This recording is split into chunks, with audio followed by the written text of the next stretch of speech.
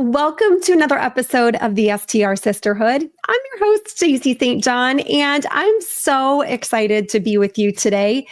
Now, before we jump into today's episode, I want to share a quote that I recently read that resonated with me. And it says, "You cannot have a positive life and a negative mind." Think about those words. You cannot have a positive life and a negative mind. So what do we need to focus on, my friends, in order to have a positive life? Our mindset. Absolutely. This is something that I am so passionate about, and it's something that I've just written about in my upcoming book called Live Big, which comes out in March. Stay tuned for more info on that, but I just couldn't help but share that quote that was from bestselling author Joyce Meyer. Now, if you're here, I know that you're already an action taker, a goal getter, and someone who's looking to build a thriving short-term rental business. And in today's episode, we are diving into Kim Herlin's story. I know you are going to love hearing all about how she grew her business in a strategic way, but she was focusing on large properties only. So stay tuned for some awesome nuggets. So without further ado, let's jump into my conversation with Kim. So today we are here with Kim Herlin, and we are talking all things about large properties. But first, Kim, I just want to say welcome to the show and thanks for being here. Thanks, Stacy. I'm so excited to be here. I've been following you and a big fan for a long time. Thanks for having me. You are so welcome. I would love to have you just start off and share a little bit about who you are and where you live in the world. Sure. So my name's Kim Herlin, and my business is Purveyors of Leisure. And we have been established for almost a decade next month. We are located outside of Palm Springs, California, so Southern California, sunny, always, warm, mostly. And that's where it all started. I love it. And tell us how it began. What did that look like? Absolutely accidentally. A good friend of mine, a real estate investor, was switching gears and starting to look at homes in Southern California, specifically after staying at a short-term rental and saying, I think I just paid this guy's mortgage. And so him being forward-thinking went and found actually a beautiful property. It's park-like setting. It's our flagship estate on 2.5 acres, and which started out as a 4-bedroom, 5,000 square foot home, which I converted to 10 bedrooms and 7 bathrooms. So we really, that's how we started, and we have not stopped. Wow. So you had a 4-bedroom house that you're just deciding, hey, let's add 6 bedrooms. How did that play out? What type of planning did that take? Can you walk us through that process a little bit? Sure. I think first off, the reason for it was pretty innate. It came from our own personal experience. We traveled in that fashion. We would rent homes, often with 12 or 16 people throughout the world, and really enjoy ourselves. And so we knew that that was a really cool formula. And we just, I had background in interior design, which my business partner at the time did not realize I had. And I was able to basically renovate the place. I mean, we did go down to the studs, but we were able to add a lot more bedrooms, and we were able to get it to 10 bedrooms, 7 bathrooms. And this is on 2.5 acres. And even till today, we're still increasing its value. We just added a pickleball court, barrel sauna, sandy beaches, sand volleyball court, just absolutely making it into like the resort that it feels like. And so it's amazing how that project started it all off, and we're still improving it, and we're still, getting more from it. Absolutely.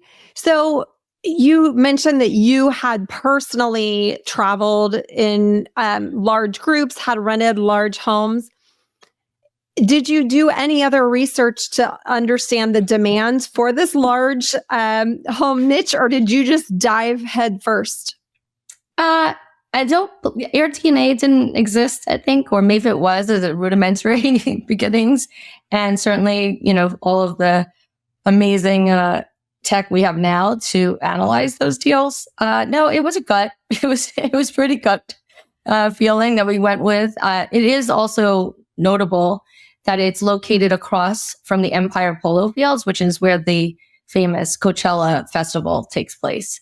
And so the combination of understanding that how we traveled as a group and the fact that Coachella brought and Stagecoach brought so many people to the area and you could walk to the entrance from the home was a huge positive. Yeah. Absolutely. Absolutely. So I want to go back to, all right, so you've got this 4-bedroom house. Did you know instantly that you wanted to make it 10, or were you just trying to maximize the number of bedrooms and bathrooms? Walk us through that process a little bit.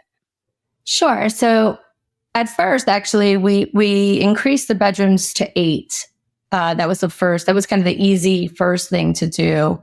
When I say easy, I mean, the home had unnecessarily sized bedrooms, right? Like you had a master wing that was the whole entire size, width of the house. So that became 3 bedrooms and 2 bathrooms instead of 1, bedroom and a study, if you will. And so we just really utilized the space really well. I mean, the place is absolutely so beautiful. The previous owner, the initial owner who built the home, had a boulder company. So all the grounds look like a park. It literally looks like you're in a park. We have a beautiful pond. We have koi. I mean, it was just spectacular to start off with. So all we needed really to do was, and it did have like a large kitchen, outdoor kitchen and all of that. And so really we just had to increase the bedroom, bathroom count, which we did. And then subsequently there was 2 patios that flanked the front door that we thought, nobody's sitting out here. Why don't we just enclose those? So, and as that is working, obviously, with city planning and all of that, everything takes a little bit longer than you'd hoped.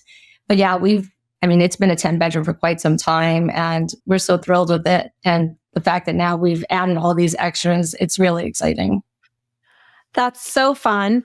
I'm curious, once you had that initial property, you added an additional 4 bedrooms to start and then added the other 2 after that. How long was it before you were like, let's get another one? It was pretty quick. I want to say we ramped up within 4 years to 14 properties, all of which the smallest one was 6 bedrooms. So talk to us a little bit about the other 13 properties. Are they within the same vicinity, or are they located in other areas? Well, that was the tricky part. We primarily, the majority of the 14 were here in the Palm Springs area, but we did go into Lake Havasu. We went into an area of Pine Valley. We basically were in 5 regions at one point, which, has its challenges, but all of them were large homes. And so, from a design standpoint, which I enjoyed immensely, I really had an opportunity to try out all kinds of design. So we had a Moroccan house, we had the industrial farmhouse, we had the mid-century modern, which is so popular in Palm Springs. We really ran the gamut of design. What's interesting though is it doesn't always work in other places. And I think that was something that we learned kind of the hard way. For instance, Lake Havasu will put 18 people in a 5-bedroom and not think anything of it. Whereas in Palm Springs, that doesn't fly. And it's just cultural, right? Like the people coming to Palm Springs primarily are coming from Los Angeles and San Diego, and value their independence and privacy maybe, or just that fact that Lake Havasu didn't have those size homes at the time.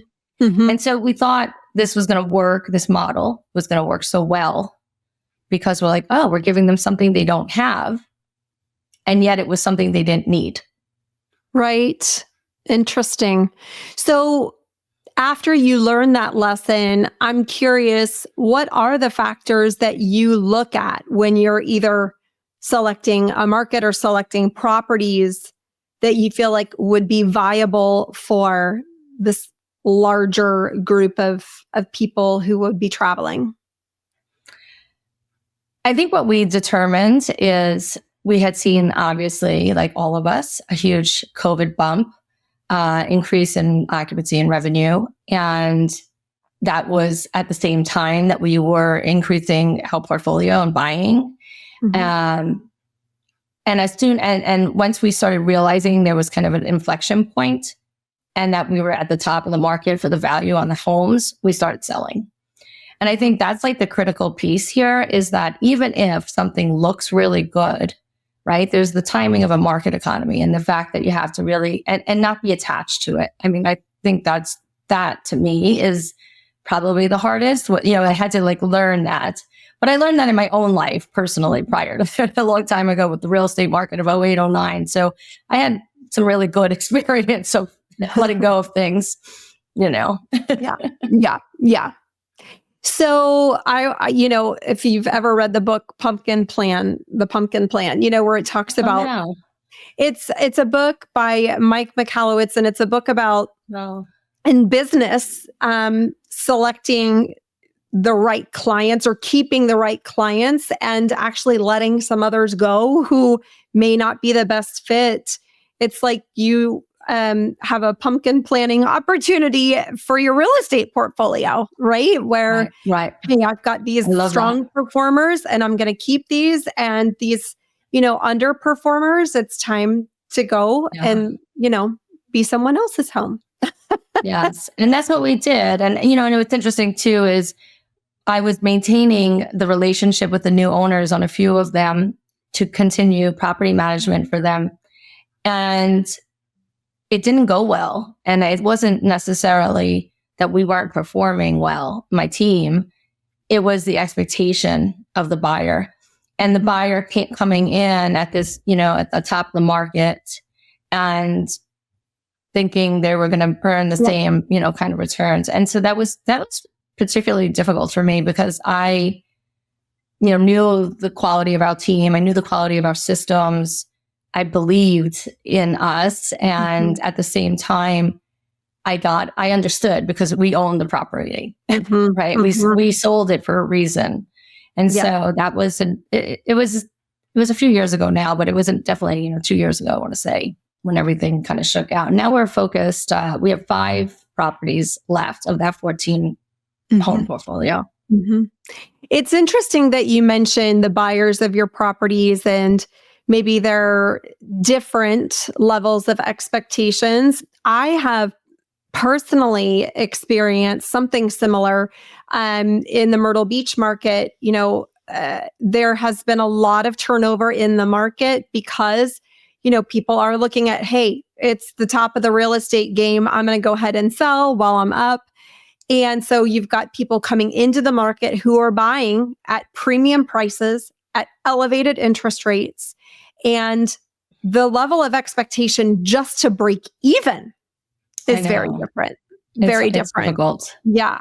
And so I have also experienced that and tried to coach people along the way to help them understand what reality looks like in the market. Yes. But I have found that sometimes inheriting property management clients, I think, is one of the most difficult types of clients to bring onto your business because they may not have the exposure to the broad span of the market to really understand what's going on. They're just like, hey, I'm buying this house and it already has a property manager. Great. It's less work for me. Exactly. And that was primarily the case. And also not understanding too, like this particular investor, she purchased middle of the summer. Well, I could not take reservations until I knew I was going to be managing the property because I don't do that to my guests. And what she didn't understand is we missed this enormous window because of the timing. So, I mean, it's going to always be something. And I do think that we as people, it being in the industry for quite a while, like it's still a new industry. And I think that we're submerged, I guess, in it. And so we see and hear, and we're interested in seeing and hearing and learning everything there is to know. So I think there's a combination of I think it was the cool thing to do in the real estate market and, as far as an asset class. And I love when I love all the memes that are like, oh, they said it'd be passive income. Yes. I think that's one of the biggest myths out there. This is not passive income, my friends. Unless you have a property manager, then it's passive. But if you're self-managing. Well, we're both, right? So that's the rub. Yeah. That's great. But the reason why we chose to become our own property manager, and I will tell you, back in the day, it used to be that people called, right, to book an appointment. To book a vacation. And we were with a very reputable company. Had been here for 20 years almost. And, they were so bad. They were so bad at their job. And they were not interested in placing on Airbnb and Vrbo. And so what happened was as a result, we took it on to ourselves and realized, wow, these people are dinosaurs. We really have to move forward. And I'm thrilled because the level of tech that I have actually welcomed into my life to streamline operations and has always placed us a step ahead. Mm-hmm. We've had virtual assistants for almost 4 years. Mm-hmm. I have 4 virtual assistants that basically cover around the clock. We're quiet for like 6 hours, but in the middle of the night. Mm-hmm. And they do all various tasks. And one of them, my main one, her name is Joy, and she deserves that name. She's pure joy. I tell her all the time, "You're my joy." You're my joy. Yeah. No, absolutely. Tech, having the right team members is so critically important. Having the right systems and processes in place is so important. I could not do what I do without my team of people and systems and tech. Everything's intertwined that makes our worlds go round. That's for sure.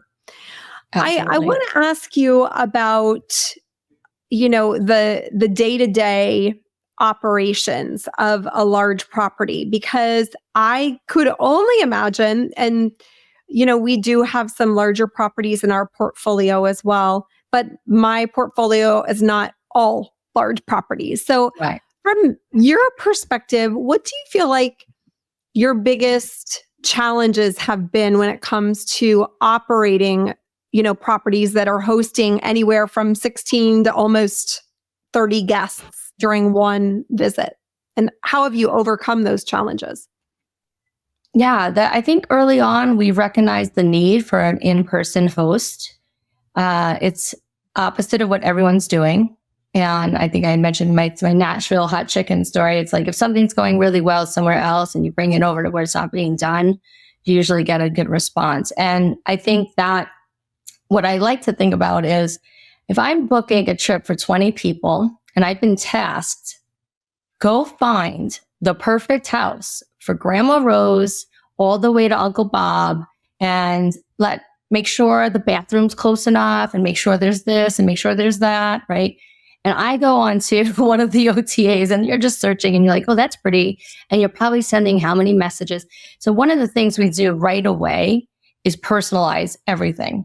We're literally, very quick to explain how we work with you. We definitely ask vetting questions. We do not take instant booking. That's number one. We have full concierge. There's not a point where if you need a restaurant reservation, if you'd like a private chef, which actually my husband's private chef for our estates, top-notch chef, and yoga, massage, anything they can, we're there for them. And we don't just say, we're here for you. We reach out and we personally ask how we can help. So I think the combination of making the person who's chosen the property feel they have chosen the right one before they've even come to the property. Mm-hmm. And not because the property gets better looking, it's because of the service that they're receiving. So that's number one. Yeah. And then number two, when they arrive, within an hour, our host comes and meets them because these homes are large and there's systems. There's remotes and spa side remotes, just so much going on. Fire pits that need a certain, each one's different I'm sure for everyone with amenities like that, they understand. And it can be overwhelming for the person who booked And often what will happen is our host will be literally walking around the property touring, and there'll be just a group, like as if they're in the airport, like following them, because the booker is like, I don't know how to do this. I don't know how to use this, and needs maybe somebody else to help. So that's number 2, is that the host is welcoming, is showing, educating you on all of the systems in the house so that you feel comfortable. And then you have direct contact with our host. Now, they think you're texting his number, you're texting our group's number. We're all involved. I mean, we basically use a unified inbox phone. And so we're able to do a couple of different things depending on who's on schedule. I can, who's going to troubleshoot any issues. Most times we're able to, between all of and now we're using ChatGPT to have our own bot that helps us with our FAQs, because I think the biggest problem for people when they come to a home and there's an issue is not that there's an issue. It's that there's an issue and no one is acknowledging it. And so, especially like I was saying, if you're the one that have all this pressure on you for picking this home, right?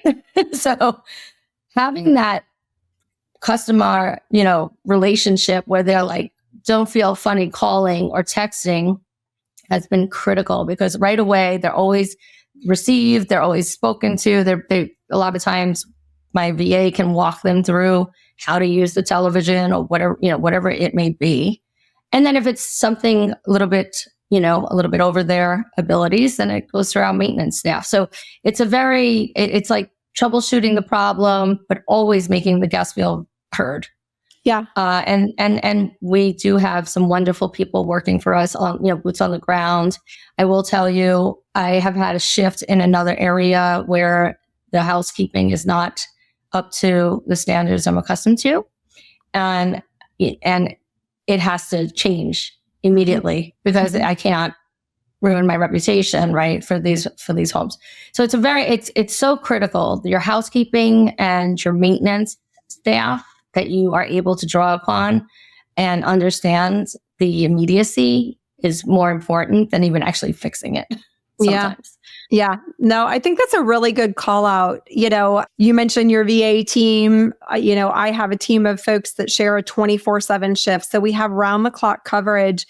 And so often people are used to, unfortunately, if they are, staying through a platform like Airbnb or Vrbo, they'll reach out to the owner to report a problem, and it's 6 hours before they hear back, Yeah. In my team, and it sounds like in yours, it's more like 60 seconds, Yes. Where they're getting a response. So I think acknowledging, as you mentioned, is so important to be able to say, hey, we're here for you. We're on it. Let us troubleshoot this for you, Absolutely. So important. I want to ask you, you mentioned the turnover, challenges. What does a turnover process look like for, again, a home that is welcoming 30 guests? Well, the main thing for us is that we want to be able to have same day turns. And that requires a team of 5 or 6 people. I mean, these homes so our largest home is 11 bedrooms, 8 bathrooms. It's a 2-home property.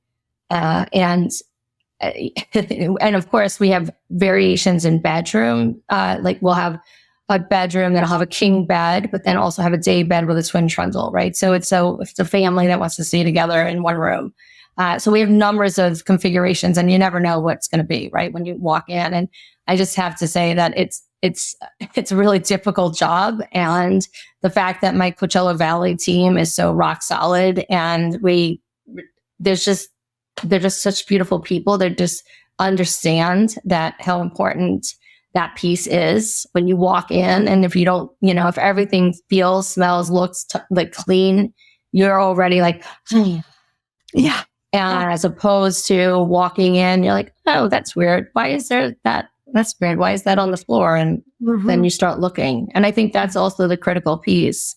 Why I like having the host is that then the person could say right there, like, this doesn't look right. And then we can call the housekeeper to come, back over. And that's what we do. I mean, It's not always profitable when we have had to do that. But at the other, I can't have anyone feel concerned about if they see a hair on a bed. I mean, there's 20 beds. The chances are pretty high, right? I mean, they still do they go over it with the lint brush, not a brush, with a roller. And at the same time, it's you can't have perfection, right? Right. I mean, that happens in hotels. So I think it's a mess too. I mean, I think that's something that I have to admit. When I'm on some of our forums and people are showing pictures, like, look at what they've done to my house, and I'm like, that's just like every day. Yeah. I'm like, there's just an aspect. If you put 60 people, if you put 10 people together, like the mess is going to be more. And there's aspects of it that's funny. It's almost like there's a term for it in psychology where like, I think you're going to do it and you think I'm going to do it. So no one does it. Well, nobody does it. Right. Yeah. Yeah. There's a little bit of that. But I mean, there tends to be, and I see this in my own friend groups. There's always one or two of us that'll be like the cleaners, right? You're coming behind, you're just constantly like tightening it up, making it, I don't know, maybe the moms in the group kind of thing. I'm not sure what it is, but thankfully there's those people. Yeah, for sure. So your host, it sounds like, is a really important part of your day-to-day operation. I'm curious, when you are hiring a host, what types of things are you looking for in that person? Compassion.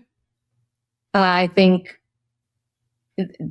having a defensive personality, like I did that, or that was perfect, that kind of, and I do put them through kind of some scenarios because I do think they're not responding to the guests, right? But their energy is, right? So they go in and they're like, I did this already. And that's been primarily the issues we've had is, I'd say, and why I've learned to like look out for them is it's about kind of, I want people that work with me to be an extension of me and how I care and treat people. And the way I look at these properties, they're not just, I mean, we're creating memories for people for the rest of their lives. I mean, when you put 20 of your family members together, and how often does that happen for some? I mean, I think the last time I've had that many people in one place, it was for a 2-hour dinner.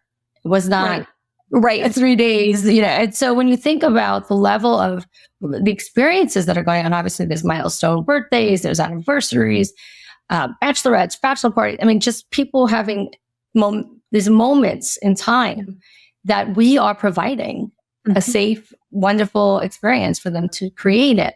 And I think that's what I need to hear from the people. Anyone I work with has to have that level of understanding what I'm doing and not just like, here's your code, go. Right. Very involved. I've been involved in every single part of the process. I'm involved in every single design decision. All the messaging is coming through me first, in essence. I mean, obviously now it's templated, but over time, like learning how to restate something. I mean, one thing that does happen or is concerning is when you have that many people, you have to be really aware that there's going to be noise. There's, and there's sound ordinances. I mean, there's enforcement in the areas where we live. And we've always had to be a couple of steps ahead of that. And by doing that, right, that's like explaining to people that there are decibel readers. You will get a scheduled message that reminds you of the sound ordinance, time to be quiet, go inside, all these things. And then we have people, when they check in, they have to give us 2 backup numbers because let's face it, when people are getting together, having a good time, the main person may not be available to answer. And and it works like a charm. It works like a charm. If the main person doesn't answer, I send you a text, Stacey, and say, Stacey, you guys are being a little bit too loud. Do you mind, maybe bringing in the music, whatever it is. And typically the person that's getting the backup is like, oh, we better get in there. Right. They don't want to be in trouble. So yeah, so that was that was something that, that was a challenge in the beginning. I mean, now we have, 9 million tools, but it started off just having cameras, not necessarily to see, but to hear sound. And then minutes became the decibel reader of choice and Stay-Fi to see all the devices. And and then obviously monitoring, we have, 2 of my VAs in the nighttime. Sure. Okay. Yeah. Beyond getting the backup numbers, how do guest communications and maybe their expectations differ with large groups? And by that, I mean, are you collecting, well, if you're utilizing StayFi, you're collecting the email addresses for everyone in the property. Are you doing any, pre-arrival form where you're getting those folks information in advance? Are people messaging you besides the core host core booker? Are people messaging you for questions? What does that look like in your world? I think primarily at the time of booking, we send them a rental agreement, and that's when we receive their email and signature based on, signing off on our house rules and so on and so forth. And in those house rules, there's also like kind of the cadence of like what to expect. So that, I think, again, it's messaging, right? Like people need to, they've not done it before and they want to understand something about what's to come. So I think it starts right there, that they know that we're very professional. And I think that's an important piece. And then after that, we're emailing and like reminding them of our concierge services. We'll even get on a call every now and then because they fill out a form and says they want some recommendations, and then we'll call them. Sometimes we'll put them in touch, obviously, with and go ahead and schedule some services. And then when they arrive, they have that host, like I said. So it's like the whole time there's just not a point where they don't understand how to communicate with us. Yeah. And I think that's what you want. You want them to feel like, wow, like I have my own personal travel agents working with me, and who better than us with knowing the ins and outs of the house, obviously the area and all the local attractions and all the things. So we're just really customer service forward, 5 stars. That's our messaging. This is what we deliver. This is what we hope for. And we ask for that, right? It's like even with the review process. And if it's not, and I love that about StayFi. I mean, StayFi has that wonderful rate and review where people can vent. And this is an important piece. I mean, so much of what we do is psychological, right? Like people feel responsible. I booked this for 16 people. I took everybody's money and spent it for them. And it's, if there's a problem, which happens, I mean, we have these pools, and especially in the winter, and the pool heaters. I don't know if you have that in Myrtle Beach, but we have pool heaters, and they are the bane of my existence. Because no matter what, like no matter how great they are or how perfectly installed, it's just a machine. It's something that's going to happen mechanically. And typically it'll happen on one of, someone's vacation, and that's terrible, right? Because the kids what do they want to do? They want to go swimming right away, all the things. And so it's really, for me, it's just been about speed, like speed to, it's act quickly and act compassionately. Amazing. I'm curious, in your world where, again, you're renting to large groups, do you have a lot of folks that are repeat bookers? In the world of smaller properties, shall we say, we're always looking to reconvert a guest into a future booking during their stay. Does that happen in your world as well? It's funny. We definitely have, I mean, I could think of 5 guests that are on our 5th or 6th time with them, and they've tried our other houses, and so like there's standouts in my mind. I can name them. For the most part, what'll happen is someone will be a guest. So say you rented a house, we're getting together, this is STR Sisterhood, rented a house, we get together, and I'm a guest, right? Like you booked it and I'm a guest. Then all of a sudden I go to my friend's bachelorette party and she's chosen the same house. And I've had that a number of times where people are like, I've been here. Oh my goodness. Yeah. And they're like, oh, I know exactly where that is. And it's kind of cute. The host typically hears that side of it with the guests. So it's a little bit trying to, we've tried a lot of things, I guess, is what I'm thinking, without success. I mean, we do have, we have a rebooking journey and put people down a campaign trail, basically, of offers. And the biggest issue is if you just vacationed with 18 people, when's the next time you're going to vacation with 18 people? Right. Maybe next year. Yeah, I get maybe that. next year, maybe 2 years. Mm-hmm. And so that's been a little bit of the rub with that. I will say the other thing that has happened and why we are adding those amenities I mentioned earlier to 2 of our estates, there are a lot more homes that are in the 8-bedroom and up category. We were kind of like, right, there's always been properties that, like I was saying, like 10,000 square feet or 20,000 square feet, these incredible estates that are like 10 acres. There's always been those, but those are obviously a whole nother price point, whole nother world.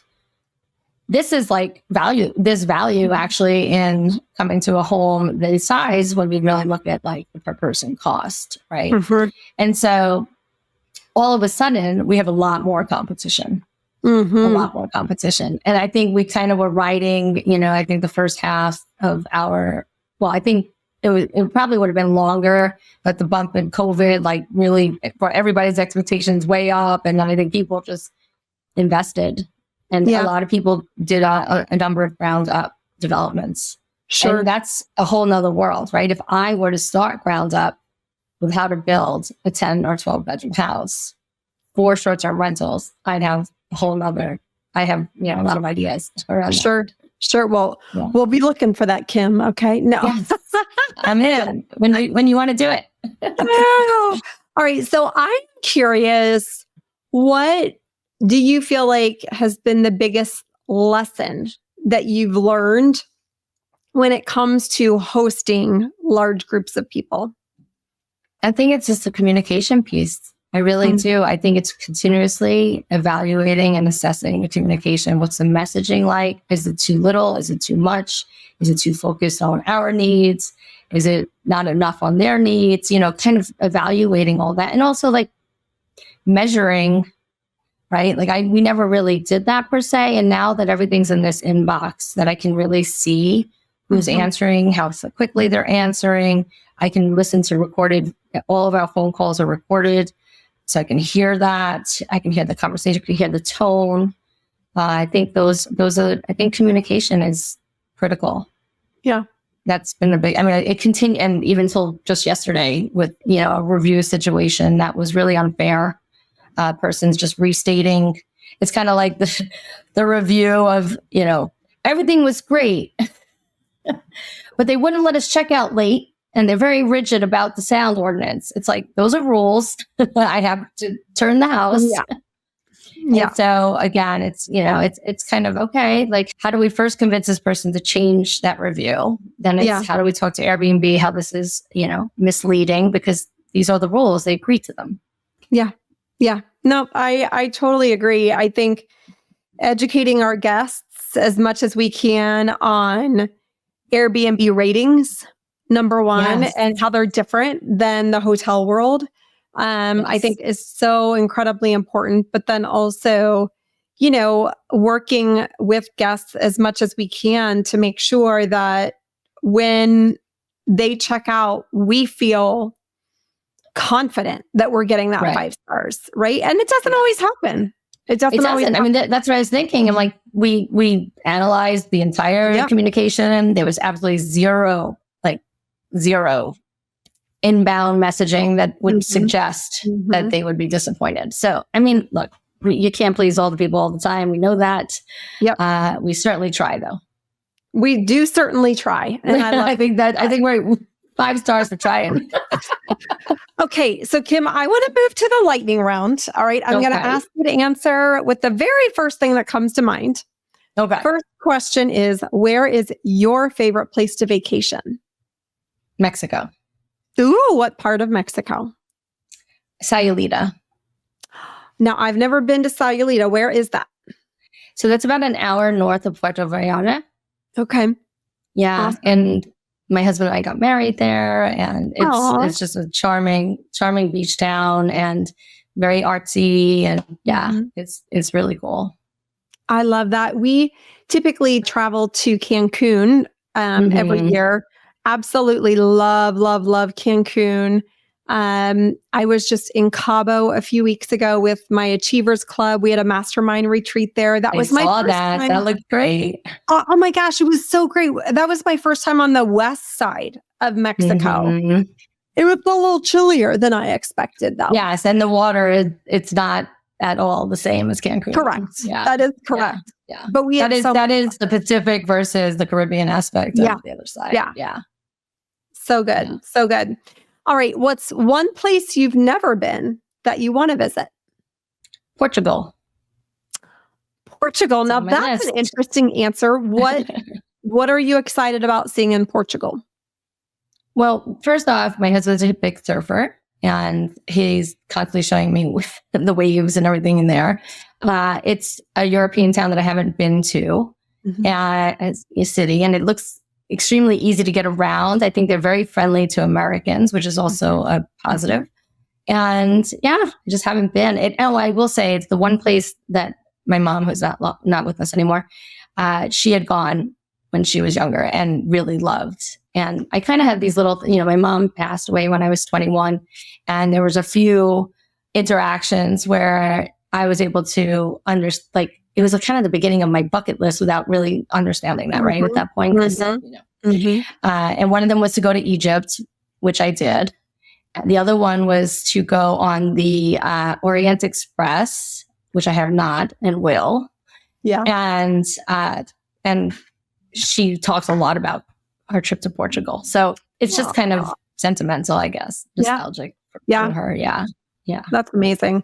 My mom passed away 20 years ago. And, I look back at our vacations together as a family, and not that I don't cherish every memory with my mom, but those travel times together where we're vacationing, I mean, that's one of my favorite things about being in short-term rentals, as you said earlier, because we have the opportunity to be a small part of someone else making family memories for a lifetime.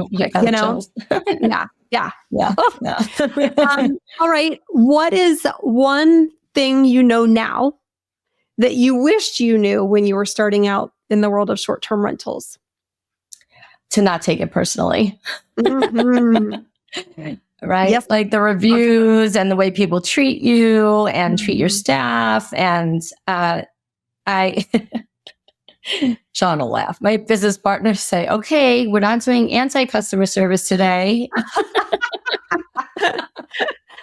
And I was just like, well, I can't believe this person would, I'm from New York. I'm like, hands are flying. And it's like, no, it's, I think it is one of the 4 agreements, which actually I just recently reposted to remind myself about being impeccable with your word. And one of them is to not take things personally. And I think that is really, really critical. Yeah. I mean, learn from it, do something like modify behavior, change the communication, get to the bottom of it, but don't take it personally. Yep. So good. All right. What is the best piece of advice you've ever been given? Probably grandma. This too shall pass. I think that's definitely my number one go-to whenever anything feels kind of, even when it's good, to say this too shall pass, like to be in gratitude and really appreciate the fullness of that. It's not always a negative thing that this too shall pass, that it's a concept that time is always moving. And, I love this, it's an Andy Warhol quote, and it's, the idea is not to live forever, but to create something that will. That is so cool. So cool. And that's really interesting perspective. I've never heard anybody say this too shall pass with something positive, but you're right. I mean, I absolutely have a practice of gratitude in my world. And it's really interesting to hear you say that we need to be grateful for the great things that we know are going to go away, eventually. Also. I love that. Oh. My mom always used to say this too shall pass. If something, if I was upset about something or whatever the case might be. Yeah. All right. Last question. What's one thing and or person that you're grateful for today? Community, the sisterhood, this concept. I thrive in community and collaboration. I'm grateful for you. Oh, Well, that is so sweet. It's true. I mean, I'm in the group. I'm, constantly looking at how people interact. It's so genuine. It's so welcoming. It's so insightful. I mean, I've been going to your summit, and I just feel in business, I think it's just a really important piece. And I think, and I'm seeing a lot more of it. It's not necessarily only a feminine concept, but nurturing and collaboration, and really, that we could do this together better. Absolutely. Is like that's how I look at success. Did we do it together? Awesome. Like, I don't have any issues with that. I'm like, that's what I want. Exactly. And in my mind, I mean, I'm a huge fan of community.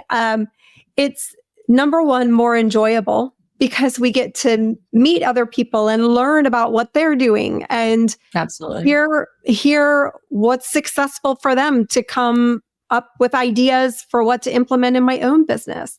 And on the flip side, when there's a challenge, it is so wonderful to know that you have a place that you can go, that, you can phone a friend and say, hey, I don't know how to handle this situation. Can you help me? I'm all about that. So that's awesome, Kim. Thank you for that. Yeah. I mean, that's why I said it was such a pleasure to be on this, because I've been watching, and I mean, we're both Hospitable Hosts, Volume 1 authors. I think that's literally the last time I saw you. We were in Nashville. I think that was even the first STR Wealth Conference, right? That was number 1. Yeah. So, I mean, that's 4 years ago now. How quickly time flies. Yes, exactly. Oh, Kim, if people want to learn more about you, or maybe even come vacation in one of your properties, what's the best place for them to find you online? The easiest thing to do is to go to my link tree, and that's for Purveyors of Leisure, because there's all sorts of things. I mean, I'm starting my own mastermind for Connect for Success. I've been a facilitator for 10 years. I'm a huge fan of masterminds as well. And I have taken the plunge, and I will be starting my own, and with the concept of creating hospitality dream teams. And so there's small groups of 12 women. So I'm excited about that. So there's a lot of things on my Purveyors of Leisure. That's not just vacation rental homes. As I think I had mentioned that we launched our first boutique hotel as well. And so that's been really fun, and that's been challenging. That's a whole nother episode. Oh yeah, girl. That's episode number 2. The fainting couch. You'll have to check it out. I love it. To have you. Yeah. I love it. Kim, thank you so much for being with us. It's been so fun to chat with you. Oh, I appreciate you. Hey girl, if you are loving the show and want to connect with other like-minded women in our industry, I want to invite you to the all-new and improved STR Sisterhood community. We just made the switch over to Mighty Networks, and being a part of the STR Sisterhood network is completely free. Or you can upgrade to unlock premium training and access to next-level insights. Head on over to the STR Sisterhood M as in Mary, N as in Nancy, .co. So the STR Sisterhood .mn.co, and join in the fun. You will not regret it. I'll see you there.